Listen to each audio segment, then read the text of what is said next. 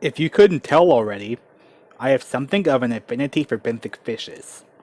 Videos about fish that actually swim in mid-water are coming, but not this time. Heck, be glad the clown loach wasn't brown at least. Instead, let's double down on the bottom feeders and give a truly obscure group of fishes their proper due. Meet the Psilorhynchus minnows.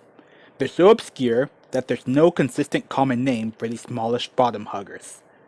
Some call them stone carps, while others call them torrent minnows. A clade 30 species strong, Psilorhynchus minnows are found in varying quantities throughout southern Asia's river systems. Most Psilorhynchus are small, rarely reaching sizes above 4 inches or 10 centimeters total length. Only the Nepalese Psilorhynchus pseudochynae grows any larger, reaching a size of around 6 inches or 15 centimeters total length.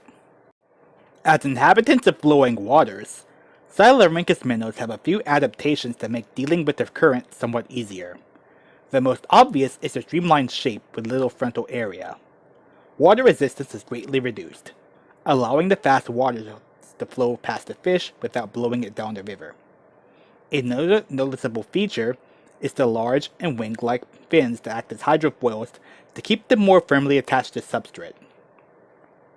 Said fins are covered in a layer of unculi, or tiny keratinous growths only found in sapriniform fishes, under the underside, which provide extra friction.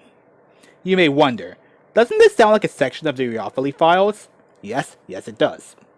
Most Psilorhynchus have no special adaptations to keep them stationed in swift currents besides the aforementioned ones, so they come off as somewhat generic river fishes. Psilorhynchus pseudochynae, on the other hand, has an extra trick up its wet sleeves. On its belly, between the pectoral and pelvic fins, lie a patch of roughened skin folds, much like the pseudochynae catfish, which in turn resembles the modified dorsal fin of the oceanic remora, or rhychynae. If roughened folded skin suckers are good enough to stick to sharks, they're good enough to stick to hillstream rocks. And that's exactly what Psilorhynchus pseudochynae needs in its Himalayan mountain stream home waters. As for natural history, nobody really knows much, so I'll have to go off of what I can glean from the few short YouTube videos. Psilorhynchus minnows appear to be slightly territorial amongst themselves, as they don't attack other fishes in the few minutes of aquarium footage I know of.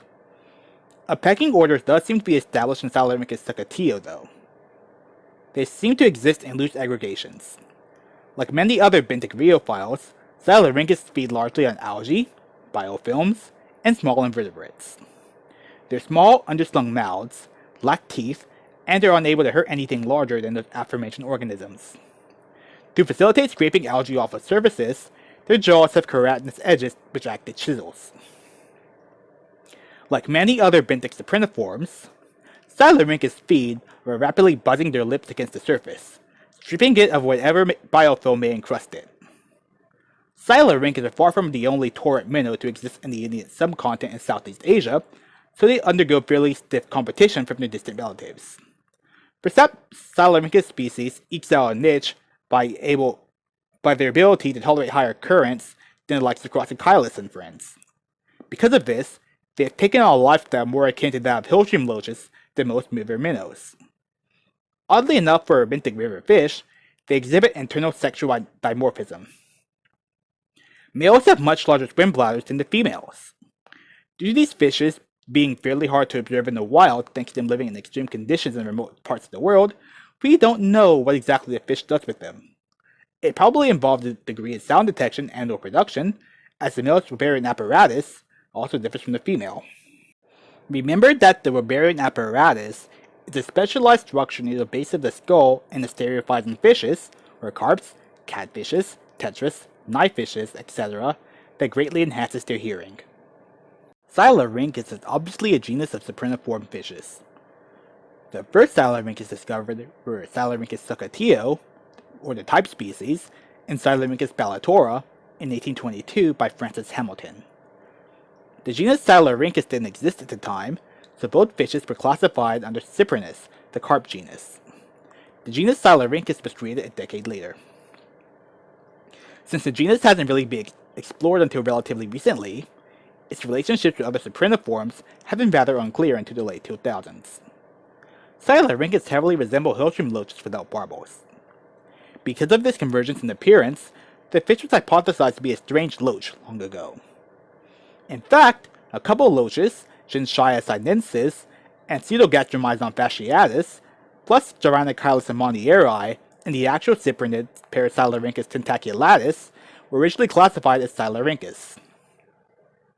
Dr. Hora, who we briefly mentioned in Adhesive Enigma, was the first person to put them in their own family in the 1920s. See, things kinda come full circle. Realize that these fishes have been recognized as distinct longer than the US has claimed all 50 states. Before the turn of the century, only 7 species were known to science. These were Psilorhynchus sucateo, Psilorhynchus microphthalmus, Psilorhynchus balatora, Psilorhynchus pseudochinais, Psilorhynchus nudithoracicius, Psilorhynchus homalotera, and Psilorhynchus fowlii.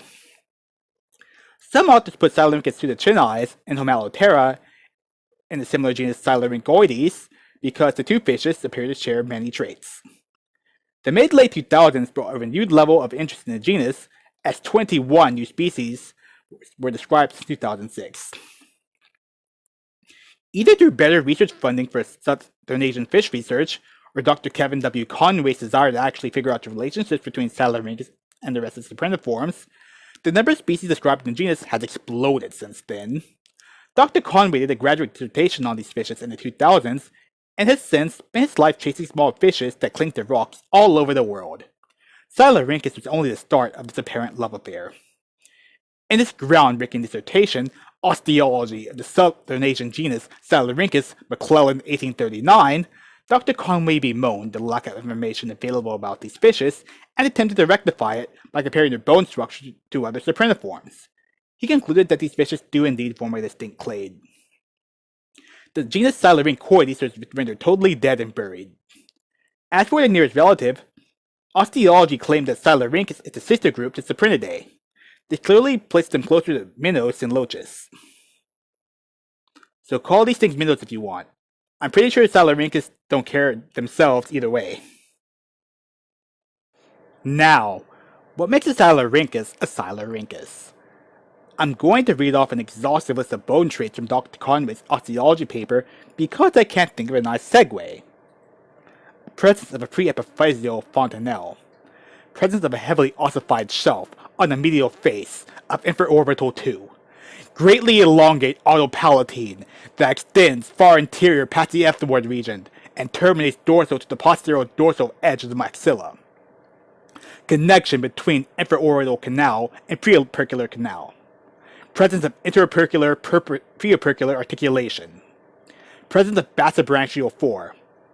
Absence of hypobranchial 2. Cartilage between upper gill arch elements confluent. Absence of neurospine 4. Lateral process of a second vertebral centrum fused to the outer arm of the os suspensorium. Presence of a large cup-shaped depression on the anterior face of the fifth rib, close to its points of articulation with paraphysis. Presence of a post-ribarian process. Absence of the post-temporal.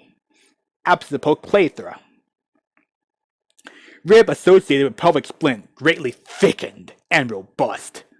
And absence of hypural 6. Whew. As for external stuff, they lack barbels, but they look like loaches. Yay, convergence. Relationships between the genus have been explored a decent amount in recent years. Psilorhynchus sucateo formed a sister group to all other Psilorhynchus. This makes sense, as sucateo is a quite distinct fish with its pointy nose and slender body. In the rest of the family, 3 distinct subgroups exist. There's the stocky Balatora group, the elongated Homalotera group, and the nicely patterned Nudithoracicius group. Okay, enough bone and taxonomy stuff. How would you keep Psilorhynchus alive in aquariums?